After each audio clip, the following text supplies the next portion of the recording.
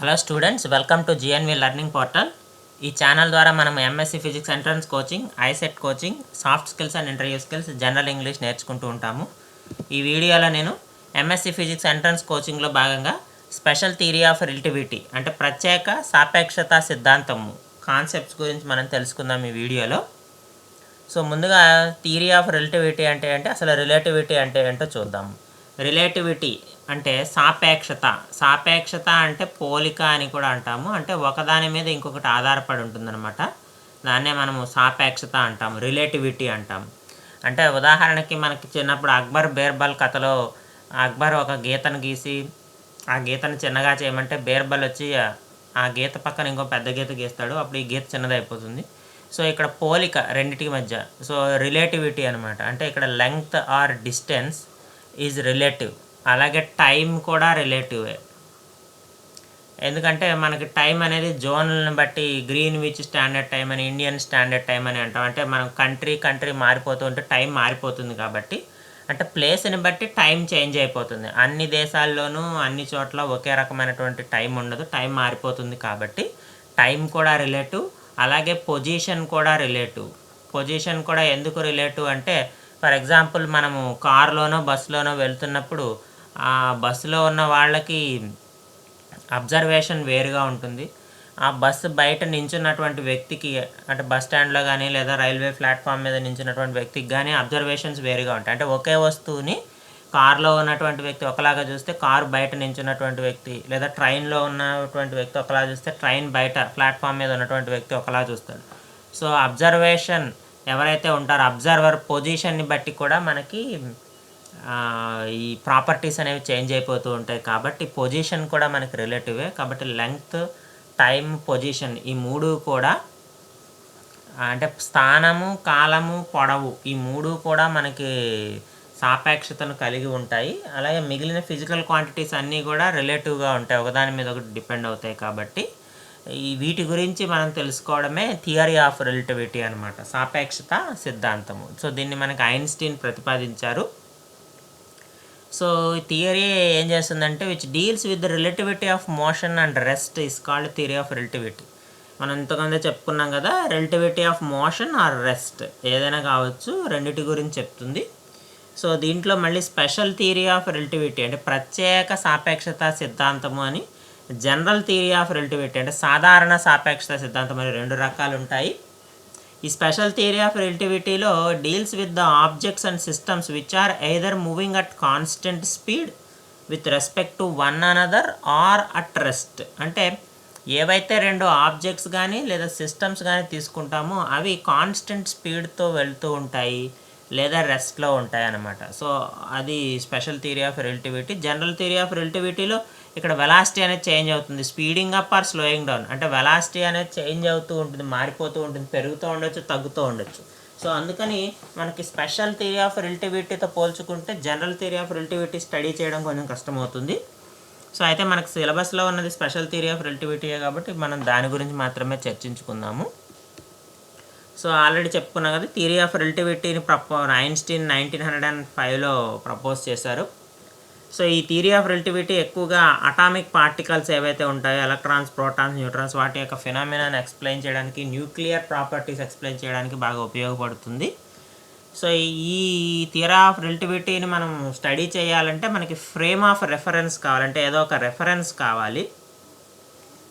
దాన్నే మనం frame of reference అంటాము. ఫ్రేమ్ ఆఫ్ రెఫరెన్స్ అంటే ఏంటంటే any system relative to which the motion of an object can be described. అంటే వస్తువు యొక్క చలనాన్ని మనం ఏదైతే మనం డిస్క్రైబ్ చేయగలమో, ఎక్స్ప్లెయిన్ చేయగలమో దాన్నే మనం ఇక్కడ ఫ్రేమ్ ఆఫ్ రెఫరెన్స్ అంటాము.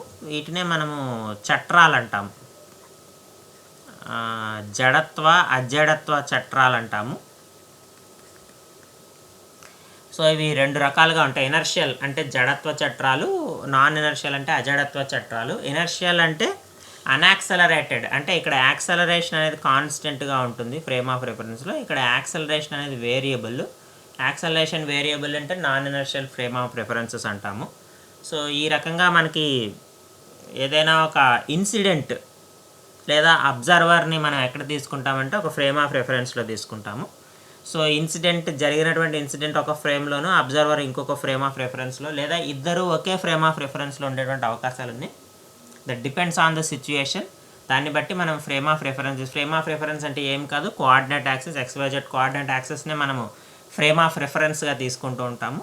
సో ఈజీగా ఉండడానికి మనకి కార్టీషియన్ కోఆర్డినేట్స్ ఉన్నాయి కదా XYZ, సో దాన్నే మనం ఇక్కడ ఫ్రేమ్ ఆఫ్ రెఫరెన్సెస్గా తీసుకుంటాము. సో మనకి మెయిన్ కాన్సెప్ట్స్ ఏంటంటే ఎగ్జామినేషన్ పాయింట్ ఆఫ్ వ్యూలో మనం చూసుకుంటే గలీలియన్ ట్రాన్స్ఫర్మేషన్స్ మన బిట్స్ ఇస్తూ ఉంటాడు. అంటే ఒక ఫ్రేమ్ ఆఫ్ రెఫరెన్స్ నుంచి ఇంకో ఫ్రేమ్ ఆఫ్ రెఫరెన్స్కి వెళ్ళేటప్పుడు మన కోఆర్డినేట్స్ ఎట్లా ట్రాన్స్ఫర్ అవుతాయి, ఇది pure mathematical concept. Coordinate exchange ఎలా అవుతాయి, ఏ రకంగా చేంజ్ అవుతాయి అనేటువంటి విషయాన్ని మనకి ఇందులో తెలుస్తుంది. సో ఇక్కడ ఎస్ డాష్ అనేటువంటి రెండు ఫ్రేమ్ ఆఫ్ రెఫరెన్సెస్ తీసుకున్నాము. ఎక్స్ ఏమో XYZ కోఆర్డినేట్ యాక్సెస్లో ఉంది, ఎస్ డాష్ ఏమో X dash Y dash Z dash coordinate యాక్సెస్లో ఉంది. అయితే ఇక్కడ నేనేమనుకుంటానంటే ఎస్ ఫ్రేమ్ ఆఫ్ రెఫరెన్స్ రెస్ట్లో ఉందనుకుంటున్నాను, ఎస్ డాష్ అనేది V అనేటువంటి వెలాసిటీతో మూవ్ అవుతుంది అనుకుంటున్నాను. సో నాకు ఒక ఇన్సిడెంట్ P అనేటువంటి పాయింట్ దగ్గర జరిగింది ఎస్ డాష్లో. సో ఎస్ డాష్లో ఒక ఇన్సిడెంట్ జరిగింది. Anything can happen. అలారం మోగడం కావచ్చు, లేదా ఒక బస్సు వెళ్ళడం కావచ్చు, కార్ వెళ్ళడం కావచ్చు, any incident can be happened in S dash frame. So ఆ ఇన్సిడెంట్ జరిగినటువంటి టైం T దగ్గర ఎస్ నుంచి ఎంత దూరంలో ఉందంటే X దూరంలో ఉంది, ఎస్ డాష్ ఫ్రేమ్ ఆఫ్ రెఫరెన్స్లో X డాష్ డిస్టెన్స్లో ఉంది P అనేటువంటి పాయింట్. సో V అనేటువంటి వెలాసిటీతో వెళ్తుంది కాబట్టి ఇక్కడ నుంచి ఇక్కడ వరకు ఎంత డిస్టెన్స్ ట్రావెల్ చేసిందంటే VT అనేటువంటి డిస్టెన్స్ ట్రావెల్ చేసింది. సో ఫిగర్లోంచి మనకు క్లియర్గా తెలుస్తుంది X dash is equal to Xలోంచి VT తీసేస్తే వస్తుందని. సో అదే X dash is equal X minus VT. ఇక్కడ X డైరెక్షన్లోనే జరుగుతుంది కాబట్టి Y డాష్ Y, అలాగే టైం కాన్స్టెంట్ అనుకున్నాం, అంటే రెండు ఫ్రేమ్స్ ఆఫ్ రెఫరెన్సెస్లోనూ టైం కాన్స్టెంట్ అనుకున్నాం కాబట్టి T dash is equal to T అవుతుందన్నమాట. సో కాబట్టి గెలీలియన్ ట్రాన్స్ఫర్మేషన్స్లో తీసుకున్నట్టయితే మనకి ఓన్లీ ఏ డైరెక్షన్లో అయితే మూవ్ అవుతుందో ఇన్సిడెంట్ జరుగుతుందో ఆ డైరెక్షన్లో మాత్రమే చేంజెస్ వస్తాయి. టైం కాన్స్టెంట్గా ఉంటుంది, అంటే టైం అనేది రెండు ఫ్రేమ్స్ ఆఫ్ రెఫరెన్సెస్లోనూ ఈక్వల్గా ఉంటుందని అనుకుంటాము. ఒకవేళ XYZ డైరెక్షన్స్లో మనకి ఇన్సిడెంట్ కనుక జరిగితే మన కోఆర్డినేట్స్ ఎలా మారుతాయి, X dash is equal X minus VXT, Y dash is equal to Y minus VYT, Z dash is equal to Z minus VZT. As the velocity changes as VXI, VYJ plus VZK అనే velocity change అవుతుంది కాబట్టి ఈ రకంగా మనకు జరుగుతుంది. So దీంట్లో velocity of the particle ఎంత change అవుతుందంటే U dash is equal to U minus V. So V అనేది S యొక్క రెఫరెన్స్.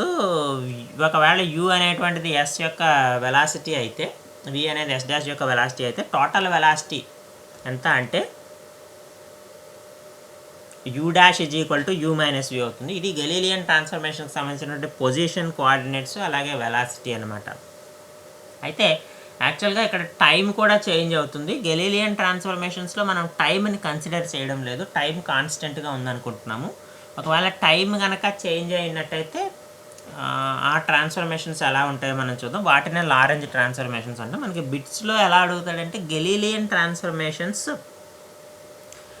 ఈ డయాగ్రామ్స్ ఇవేవి అడగడు, వెలాసిటీ చేంజ్ ఎంత ప్లస్ X డాష్ ఎంత, Y డాష్ ఎంత, Z డాష్ ఎంత, లేదా T డాష్ ఎంత, ఇవి డైరెక్ట్గా మనకి క్వశ్చన్స్ అడిగేటువంటి అవకాశం ఉంది కాబట్టి X dash is equal X minus VT అనేటువంటి ఈక్వేషన్ గుర్తుపెట్టుకోవాలి. అలాగే velocity U dash is equal U minus V. So ఇవి మనకి అడిగేటువంటి అవకాశం ఉంది. ఏదో U dash is equal U minus V ఒక ఆప్షన్, U ప్లస్ V ఒక ఆప్షన్, U ఒక ఆప్షన్, V ఒక ఆప్షన్, ఇలా 4 ఆప్షన్స్ ఇచ్చి గెలీలియన్ ట్రాన్స్ఫర్మేషన్స్లో వెలాసిటీ ఆఫ్ ద పార్టికల్ ఎంత అని, అలాగే X డాష్ ఎంత అని, లేదా Y డాష్ ఎంత అని ఈ రకంగా అడిగేటువంటి అవకాశం ఉంది. లేదా 4 ఇచ్చేసి whether they are correct or not, true or false కింద కూడా మనకి బిట్స్ అడిగేటువంటి అవకాశం ఉంది. అలాగే ఇక్కడ మనం చెప్పుకోవాల్సింది మైకెల్సన్ మోర్లే ఎక్స్పెరిమెంట్. ఈ ఎక్స్పెరిమెంట్ గురించి మెయిన్ కాన్సెప్ట్ ఏంటంటే ఈథర్ కాన్సెప్ట్ ఉందా లేదా, అంటే హైగన్ వేవ్ థియరీ ఆఫ్ లైట్ ప్రకారము సో యూనివర్స్ అంతా కూడా ఈథర్ అనేటువంటి ఒక మెటీరియల్తో నిండి ఉంటుందని చెప్తాడు. So whether it is possible are not, ether అనేటువంటి మెటీరియల్ ఉందా లేదా, ఒకవేళ ఉంటే అది అబ్సల్యూట్ ఫ్రేమ్ ఆఫ్ రెఫరెన్స్ అవుతుంది అనేటువంటి ఉద్దేశంతో వాళ్ళు ఎక్స్పెరిమెంట్ చేస్తారు. సో ఫ్రింజ్ షిఫ్ట్ కనుక్కున్నప్పుడు వాళ్ళు థియరిటికల్గా ప్రాక్టికల్గా వాళ్ళకి సమానంగా రాలేదు కాబట్టి ఎక్స్పెరిమెంట్లో వచ్చేటువంటి రిజల్ట్ నెగిటివ్ రిజల్ట్ అంటాం దాన్ని.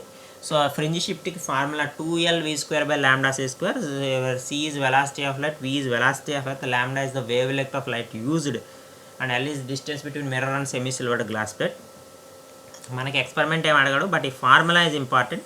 ఈ ఫార్ములా మీద న్యూమరికల్స్ వస్తూ ఉంటాయి. అంటే ఎన్ ఇచ్చేసి ఎల్వి ఇచ్చేసి సిసి ఇచ్చేసి ల్యాండా ఫైండ్ అవుట్ చేయమను, లేదా ఎల్ ఫైండ్ అవుట్ చేయమను, వి ఫైండ్ అవుట్ చేయమను, ఎనీథింగ్ వాల్యూస్ ఇచ్చేసి ఏదో ఒకటి ఫైండ్ అవుట్ చేయమంటాడు. కాబట్టి most important thing n = 2Lv²/λc². Fringe shift ఈ ఫార్ములా మనం గుర్తుపెట్టుకోవాలి. మనకి no need of any experiment concept మనకేం అవసరం లేదు. ఈదర్ కాన్సెప్ట్ గురించి ఫైండ్ అవుట్ చేస్తుంది అనేటువంటి విషయం, లేదా అబ్సల్యూట్ రిఫరెన్స్ ఫ్రేమ్ని ఐడెంటిఫై చేయడం కోసం మనం మైకెల్సన్ మోర్లే ఎక్స్పెరిమెంట్ చేస్తాము. సో దాంట్లో నెగిటివ్ రిజల్ట్ వస్తుంది, ఫ్రింజ్ షిఫ్ట్ ఎంత వస్తుంది, ఈ 4 విషయాలు మనం గుర్తుపెట్టుకుంటే మైకెల్సన్ మోర్లే ఎక్స్పెరిమెంట్ మీద ఏదో ఒక బిట్ వస్తుంది. వీటిలో ఏదో ఒకటి రావచ్చు, లేదా డైరెక్ట్గా మనకి ప్రాబ్లం అనేది అయితే ఖచ్చితంగా ఇస్తూ ఉంటాడు. ఇది మనం గుర్తుపెట్టుకోవాల్సింది. Next theory of relativity postulates ఇచ్చేస్తాడు డైరెక్ట్గా, ఇచ్చేసి whether it they are true or false కింద అడిగేటువంటి అవకాశం ఉంది. సో మనకి 2 పాసిలేట్స్ ఉన్నాయి స్పెషల్ థియరీ ఆఫ్ రిలేటివిటీలో. One is all physical laws are same in on inertial frames of references which are moving with constant velocity relative to each other. So అన్ని inertial frame of రెఫరెన్స్లో physical laws అన్నీ కూడా equal, same అనమాట. అంటే ఏ inertial frame of reference తీసుకున్నా అన్ని physical loss మనకి obey అవుతాయి అనేటువంటి విషయం మొదటిది. రెండోది, the speed of light in vacuum is independent of direction of light and relative velocity between the source and the observer. అంటే స్పీడ్ ఆఫ్ లైట్ అనేది డైరెక్షన్ ఆఫ్ లైట్, అలాగే relative velocity between source and observer. Source ఎవరైతే ఉంటారో, observer ఎవరైతే ఉంటారో వాళ్ళ velocity మీద కానీ లేదా డైరెక్షన్ మీద కానీ డిపెండ్ అవుతుంది. Which means C is constant. అంటే వెలాసిటీ ఆఫ్ లైట్ కాన్స్టెంట్గా ఉంటుంది ఎక్కడైనా సరే అనేటువంటి విషయాన్ని మన సెకండ్ పాస్టులేట్ చెప్తుంది. అదే దాని యొక్క అటువంటి main important thing. Theory of రిలేటివిటీలో ఉన్న ముఖ్యమైనటువంటి పాస్టులేట్స్ ఇవి కూడా మనకి బిట్స్ ఇస్తూ ఉంటాడు. సో ఎక్కువగా రెండో పాస్టులేట్ మీద అడుగుతుంటాడు. రెండో పాస్టులేట్ యొక్క మెయిన్ కాన్సెప్ట్ ఏంటంటే velocity of light is constant in all over the యూనివర్స్లో మనకి వెలాసిటీ ఆఫ్ లైట్ అనేది కాన్స్టెంట్. అదే విషయం ఇక్కడ చెప్తాడు, ఇండిపెండెంట్ ఆఫ్ డైరెక్షన్, అలాగే సోర్స్ అండ్ అబ్జర్వర్ వెలాసిటీ మీద కూడా డిపెండ్ అవ్వదు. అంటే C is constant in any frame of reference అనమాట. అన్ని ఫ్రేమ్స్ ఆఫ్ రెఫరెన్సెస్లోనే వెలాసిటీ ఆఫ్ లైట్ కాన్స్టెంట్గా ఉంటుందని. So that is the main concept of postulates of theory of relativity అనమాట. అలాగే మనం ఇంతకుముందు చెప్పుకున్నాం లారెంజ్ ట్రాన్స్ఫర్మేషన్స్ అని. సో ఎక్స్తో పాటుగా టైం కూడా చేంజ్ అవుతుందని. మన అన్ని ట్రాన్స్ఫర్మేషన్స్ ఒకటే, టైం కూడా చేంజ్ అవుతుందని. సో x'=x-vt కొత్తగా ఒక పదం చేరుతుంది. It is divided by √1 - v²/c². And also t' t - xv/c² by √1 - v²/c². So వీటి మీద బిట్స్ మనకి ఇస్తూ ఉంటాడు. అంటే పదాలు ప్లస్ మైనస్ చేంజ్ చేసి, లేకపోతే v' అటు t' ఇటు అలా ఇస్తూ డాష్లు మారుస్తూ ఉంటాడు. ఇక్కడ x' అంటే మనకి ఫ్రేమ్ ఆఫ్ రెఫరెన్స్ S' ఉన్నవని, XYZ అంటే ఎస్ ఫ్రేమ్ ఆఫ్ రెఫరెన్స్లో ఉన్నవని మనం గుర్తుపెట్టుకోవాలి. వీటికి ఇన్వర్స్ ట్రాన్స్ఫర్మేషన్స్ కూడా ఉన్నాయి. ఇన్వర్స్ ట్రాన్స్ఫర్మేషన్స్ వచ్చేటప్పుడు మనకు ప్లస్ సైన్ వస్తుంది, అంటే x to x' అనమాట. ఇవేమో x' to x, అంటే S' నుంచి S ఫ్రేమ్ ఆఫ్ రెఫరెన్స్కి ఇవి చేంజ్ అవుతున్నప్పుడు రిలేషన్ x' = x-vt √1 - v²/c². అలాగే y' = y, z' z. అలాగే t' = t - xv/c² by √1 - v²/c². వీటికి ఇన్వర్స్ ట్రాన్స్ఫర్మేషన్స్ కూడా ఉన్నాయి. సో ఇక్కడ x = x' + vt' by √1 - v²/c². y = y', z z' అవుతుంది. So t = t' + x'(v/c²) by √1 - v²/c². Only dashes change అవుతాయి, పైన minus ఉన్న చోట ప్లస్ వస్తుంది, అది ఒకటే చేంజ్. ఇన్వర్స్ లారెంజ్ ఇవి రెండు ఖచ్చితంగా బిట్స్ ఇస్తాడు. They or something confusion. మనం జస్ట్ ఒక్కసారి వాటిని అట్ ఎ గ్లాన్స్ ఒకసారి చూసి మనము వాట్ ఈస్ ద కాన్సెప్ట్ అని గుర్తుపెట్టుకుంటే ఈజీగా ఆన్సర్ చేయొచ్చు. ఈ రెండింటి మధ్య కన్ఫ్యూజన్ ఇస్తాడు మనకి. ఇన్వర్స్ ట్రాన్స్ఫర్మేషన్స్, నార్మల్ ట్రాన్స్ఫర్మేషన్స్ రెండింటి మధ్య ఇవి బిట్స్ కింద కూడా వస్తూ ఉంటాయి. డైరెక్ట్గా x' = x-vt by √1 - v²/c². x' = x-vt by 1 + v²/c². ఇలా చేంజ్ చేస్తూ మనకి 4 ఆప్షన్స్ ఇచ్చి ఏది లారెంజ్ ట్రాన్స్ఫర్మేషన్, లేదు ఇన్వర్స్ లారెంజ్ ట్రాన్స్ఫర్మేషన్ అనేటువంటి విషయాన్ని అడుగుతారు. కాబట్టి సో మనకి వాట్ ఈస్ ద బేసిక్స్, ఆ 4 ఈక్వేషన్స్ ఏవైతే ఉన్నాయో వాటిని మనం ఒక glance Lorenz transformations, inverse Lorenz transformation మొత్తం 80 ఈక్వేషన్స్ ఉన్నాయి కదా, ఈ 8 ఈక్వేషన్స్ని అట్ ఎ గ్లాన్స్ ఒకసారి మనం గుర్తుపెట్టుకుంటే సో ఈ కరెక్ట్ ఆప్షన్ని మనం ఈజీగా ఆన్సర్ చేయొచ్చు, కన్ఫ్యూజ్ కాకుండా అనమాట. ఎందుకంటే వీటిల్లోనే మనకు కన్ఫ్యూజ్ చేయడానికి ఎక్కువ అవకాశం ఉంది కాబట్టి, సో మనకి ఎగ్జామినేషన్ పాయింట్ ఆఫ్ వ్యూలో ఈక్వేషన్స్లో మనం ఎక్కువ కన్ఫ్యూజ్ పెడతాము, డైరెక్ట్ బిట్స్ కింద వస్తాయి, ఈజీగా ఆన్సర్ చేసేటువంటి అవకాశం ఉంది. కాబట్టి ఈక్వేషన్స్ మనం ఈజీగా గుర్తుపెట్టుకోవాలి. ఒక వేలో మనం గుర్తుపెట్టుకుంటే ఈజీగా మనం వాటిని ఆన్సర్స్ చేసేయచ్చు. సో ఈ లారెంజ్ ట్రాన్స్ఫర్మేషన్స్ నుంచి మనకు వచ్చేటువంటి 3 ముఖ్యమైనటువంటి కాన్సెప్ట్స్ ఏంటంటే లెంగ్త్ కాంట్రాక్షను, టైం డైలేషను, అలాగే ఎడిషన్ ఆఫ్ వెలాసిటీస్ అంటే పొడవులో సంకోచం అనమాట. అలాగే కాల వ్యాకోచం అంటాము. పొడవులో సంకోచం అంటే ఇక్కడ లెంగ్త్ అనేటువంటిది డిక్రీజ్ అయిపోతుంది. అంటే ఒక ఫ్రేమ్ ఆఫ్ రెఫరెన్స్ నుంచి మరొక ఫ్రేమ్ ఆఫ్ రెఫరెన్స్కి వెళ్ళేటప్పుడు, అంటే ఫర్ ఎగ్జాంపుల్ v²/c² చాలా తక్కువ ఉందనుకోండి, అంటే v²తో పోల్చుకుంటే v is very very less than c అనుకోండి, అప్పుడు v²/c² 1 కంటే చాలా తక్కువ ఉంటుంది. అంటే v బాగా తక్కువ ఉంది, c బాగా ఎక్కువ ఉంది, v/c 1 కంటే తక్కువ, v²/c² 1 కంటే ఇంకా తక్కువ. సో ఆ సందర్భంలో L = L' అంటే లెంగ్త్లో ఉండేటువంటి కాంట్రాక్షన్, సంకోచం ఏదైతే ఉందో మనకు కనపడదు. కానీ ఒకవేళ v is comparable to c ఉందనుకోండి, v less than c and it is comparable to c, v కొంచెం దగ్గరగా ఉన్నట్లయితే v²/c² యొక్క సిగ్నిఫికెన్స్ వస్తుంది.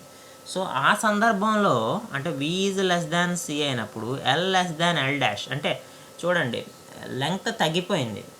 So L less than L' అంటే లెంగ్త్ అనేటువంటిది తగ్గిపోయింది అనమాట. ఒకవేళ v = c కనుక అయితే L = 0 అయిపోతుంది. అంటే ఏమైనట్టు, అక్కడ వస్తువు ఉన్నా కానీ దాని యొక్క పొడవుని మనం గుర్తించలేకపోతున్నాం. వస్తువు ఉంది, ఆబ్జెక్ట్ అనేది ఉంది కానీ ఒకవేళ object frame of reference velocity of లైట్తో కనుక ట్రావెల్ చేస్తూ ఉంటే ఆ ఆబ్జెక్ట్ ఉన్నా కానీ మనకు కనపడదు అనమాట, మాయమైపోతుంది. సో అది మనం అంటే వెలాసిటీ ఆఫ్ లైట్తో కనుక ట్రావెల్ చేస్తున్నట్టయితే ఆ వస్తువు ఉన్నా సరే ఆ వస్తువు మనకు కనిపించదు. దాన్నే మనం ఇక్కడ కాంట్రాక్షన్ అంటాం, సంకోచము అంటాము. అందువల్లే మనకి వెలాసిటీ ఆఫ్ లైట్ తోటి ఏ మెటీరియల్ ఆబ్జెక్ట్ కూడా వెలాసిటీ ఆఫ్ లైట్తో ట్రావెల్ చేయలేదు, అందుకని అనమాట. అలాగే టైం డైలేషన్ అంటే కాల వ్యాకోచం, అంటే ఇక్కడ కాలం పెరుగుతుంది, టైం పెరుగుతుంది. లెంగ్త్ ఎట్లాగైతే కాంట్రాక్ట్ అవుతుందో టైం ఇంక్రీజ్ అవుతుంది, టైం ఇన్ఫినిటీ అయిపోతుంది అనమాట. సో ఆ కాన్సెప్ట్ ఇక్కడ మనకి తెలుస్తుంది. ఇక్కడ చూడండి ∆T' = T ఎప్పుడు అంటే v is very very less than c అయినప్పుడు ∆T' ఎంత ఉంటుందంటే ∆Tతో సమానంగా ఉంటుంది. v లెస్ దాన్ c అంటే కంపారబుల్ టు c అయినప్పుడు మనకి ∆T' గ్రేటర్ దాన్ ∆T అంటే టైం పెరుగుతుందండి. ఒక మొదటి ఫ్రేమ్ ఆఫ్ రిఫరెన్స్లో ఎక్కువ టైం ఉంటుంది, రెండో ఫ్రేమ్ ఆఫ్ రిఫరెన్స్లో తక్కువ టైం అనేటువంటిది ఉంటుంది. అలాగే ఇక్కడ మనకి ∆T అనేది ఇన్ఫినిటీ అయిపోతుంది, ఇమాజినరీ అయిపోతుంది. ఎప్పుడు v = c అయినప్పుడు ∆T' = ఇన్ఫినిటీ లేదా ఇమాజినరీ అయిపోతుంది. అంటే ఆ టైంని మనము ఆ టైం ఇంటర్వెల్ని మనం అబ్జర్వ్ చేయలేనటువంటి టైం ఇంటర్వెల్ అనేటువంటిది మనకు వస్తుంది కాబట్టి సో దాన్ని టైం డైలేషన్ అంటాం, కాల వ్యాకోచం అంటాం. సో ఇక్కడ మనకి బిట్స్ కింద అడిగేటువంటి అవకాశం ఉంది. When v is very very less than c అయితే ఎంత, v లెస్ దాన్ c అయితే ఎంత, v = c అయితే ఏం జరుగుతుంది. సో ఈ 3 కాన్సెప్ట్స్ మనకు అడిగేటువంటి అవకాశం ఉంది. అలాగే ఎడిషన్ ఆఫ్ వెలాసిటీస్ అంటే 2 వెలాసిటీస్ని మనం కలిపినప్పుడు మనకి ఏమొస్తుంది అనేటువంటి విషయం ఇక్కడ కూడా మనము చూసుకుంటే సాధారణంగా ఇక్కడ మనకి u' కానీ v కానీ చాలా చిన్నవైనప్పుడు డైరెక్ట్గా మనకి ఏమొస్తుందంటే అంటే u' and v is very very less than c కంటే చాలా తక్కువ ఉన్నప్పుడు u'(v/c²) మనం నెగ్లెక్ట్ చేయొచ్చు, u = u' + v వస్తుంది. ఒకవేళ కంపారబుల్ టు c ఉండుంటే లేదా u' c అయ్యి v కూడా రెండు కనుక c అయితే ఇక్కడ మనం చూడండి వెలాసిటీ ఆఫ్ లైట్కి మనం మళ్ళీ వెలాసిటీ ఆఫ్ లైట్నే యాడ్ చేస్తున్నాం. వెలాసిటీ ఆఫ్ లైటే మనం యాడ్ చేసినా కానీ మనకేమొస్తుంది, మళ్ళీ వెలాసిటీ ఆఫ్ లైటే వస్తుంది. అంటే వెలాసిటీ ఆఫ్ లైట్ కంటే ఎక్కువ వెలాసిటీ ఏది కూడా ఉండదు, అదే కాన్స్టెంట్ అని మనం ఏదైతే సెకండ్ పాస్యులేట్లో చెప్పుకున్నామో అది ఎడిషన్ ఆఫ్ వెలాసిటీస్ ద్వారా మనం ప్రూవ్ చేయొచ్చు. అంటే c కలుపుతున్నా కానీ మళ్ళీ మనకి ఏమొస్తుంది, మళ్ళీ cనే వస్తుంది. అంటే వెలాసిటీ ఆఫ్ లైట్ కంటే ఎక్కువ వెలాసిటీ ఉన్నటువంటి ఆబ్జెక్ట్స్ ఏవి ఉండవు అనేటువంటి విషయాన్ని ఇక్కడ మనం ఈజీగా ఐడెంటిఫై చేయొచ్చు.